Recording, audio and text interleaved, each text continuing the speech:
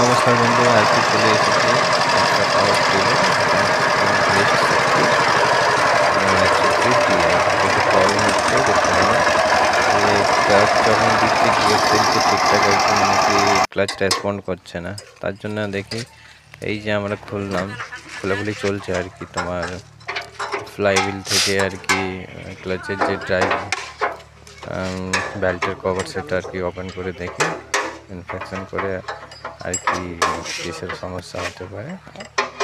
এই যে নাটগুলো খোলাখুলি চলছে, নাটগুলো ঠিক খোলাখুলি ওভার করে দেখতে হবে যে অ্যাকচুয়ালি প্রবলেমটা কোথা থেকে আসছে। না ক্লাচ প্লেটে কিছু প্রবলেম রয়েছে না কি হচ্ছে। এই তো তোমার দেখো কীভাবে আর কি স্টেপ বাই স্টেপ আর কি, মানে কি ড্রাইভ বেল্টগুলোকে খোলা যাচ্ছে। স্টেপ বাই স্টেপ দেখুন কীভাবে খোলা যাচ্ছে।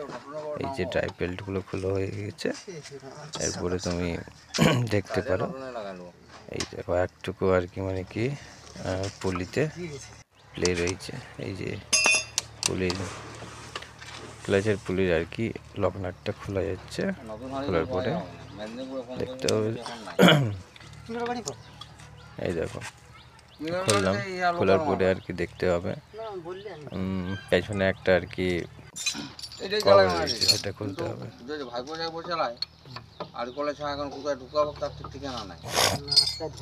মানে বেসিক্যালি এটাতে প্রবলেম চলে এসেছে। এই দেখো দেখতে পারো পুলিতে একটু প্লে রয়েছে। এই তো বেয়ারিংয়েরও সমস্যা বোঝাতে পারছে। অ্যাকচুয়ালি দেখতে হবে কি সমস্যাটা কোথা থেকে আসছে। বেসিক্যালি এর প্রবলেম হচ্ছে তোমার যখন ক্লাচ এঙ্গেজ করছি ঠিকঠাক এঙ্গেজ হচ্ছে না, আর ক্লাচ দেওয়ার টাইমে ঠিকঠাক গিয়ার এঙ্গেজ হচ্ছে না। ঠিক আছে, মানে কি ক্লাচ কোনো কাজই করছে না। বেসিক্যালি এই কভার টভারগুলো খোলার পরে আর কি দেখতে হবে মানে কি প্রবলেমটা কোথা থেকে বেসিক্যালি চলে এসছে। ঠিক আছে, এই যে তোমার সাপ থেকে আর কি ক্লাচে পুলিকে বার করা হলো, এরপরে এই দেখো এখানে সাপটা দেখতে পারো, সাপটা সামান্য আর কি প্লে বোঝা যাচ্ছে। প্লেটা বেসিক্যালি বেয়ারিং ঠিক থাকলেও হয়, কিন্তু তার মধ্যেখানে একটা তোমার এখান থেকে একটা চেন রয়েছে, যেটা তোমার ওই গিয়ে ওই পাশ থেকে আর কি ঠিক আছে, ওই ফাল না কি বলে সেখানে চলে যায়। ওইখানে চেনের মধ্যে কিছু যদি প্লে যদি থাকে তাহলে সেই সমস্যাটা এই দেখো আর কি খুললাম আর কি তোমার ক্লাচ প্লেটটা হাউজিং থেকে বার করা হয়েছে। আর যে তোমার নাট বা স্প্রিং যেগুলো রয়েছে এগুলো খোলা হচ্ছে।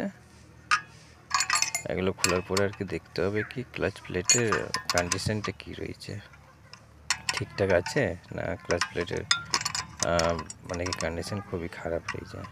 মাঝে মধ্যে দেখতে পাওয়া যায় কি ক্লাচ প্লেট মনে কি ডাস্ট হয়ে যায়, ভেঙে চুর চুর হয়ে যায়।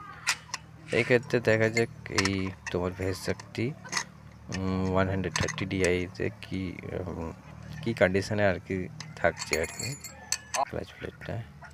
এই দেখো সব নাট খোলার পরে আজকে এই দেখো হাউজিংটা বার করার পরে এই দেখো কন্ডিশনগুলো দেখো, এই দেখো কন্ডিশন তো মনে হচ্ছে খুবই খারাপ। এই দেখো ব্রেক হয়ে গেছে, একটা করে ভেঙে ভেঙে পড়েছে। এই প্রবলেমের জন্য তো ঠিকঠাক গিয়ার পড়ছিল না। এর মধ্যে তিনটা তোমার ক্লাচ প্লেট লাগবে, তিনটা প্রেসার প্লেট লাগবে। ঠিক আছে, দেখো স্টেপ বাই স্টেপ লাগানো হয়ে গেছে। প্রথম প্রেসার প্লেট দেওয়া আছে, তারপরে ক্লাচ প্লেট, তারপরে আবার প্রেসার প্লেট, আবার ক্লাচ প্লেট, আবার এইভাবে মানে কি এটা করতে হবে। ঠিক আছে, এবারে দেখো আবার অ্যাসেম্বল করা যাচ্ছে। ঠিক আছে, তো স্টেপ বাই স্টেপ দেখুন মানে কীভাবে করা যাচ্ছে। আবার স্প্রিংটা দেবে, স্প্রিংটা দেওয়ার পরে আবার নাট, এটাতে একটা ক্লকওয়াইজ নাট লাগবে, একটা অ্যান্টি ক্লকওয়াইজ। ঠিক আছে, এইভাবে আর কি তোমাকে টর্কটাকে দিতে হবে। দেখো ঠিক আছে, আর কি ক্লাচ প্লেটের আবার কি মানে কি স্প্রিং সব এবার হাউজিংটা লাগানো যাচ্ছে। হাউজিংটা লাগানোর পরে দেখো ঠিকভাবে সাপটা আর কি লাগানো হয়ে গেছে। দেন কভারটাকে লাগানোর পরে আর কি ড্রাইভ বেল্টও আর কি পরানো যাচ্ছে। দেন এরপরে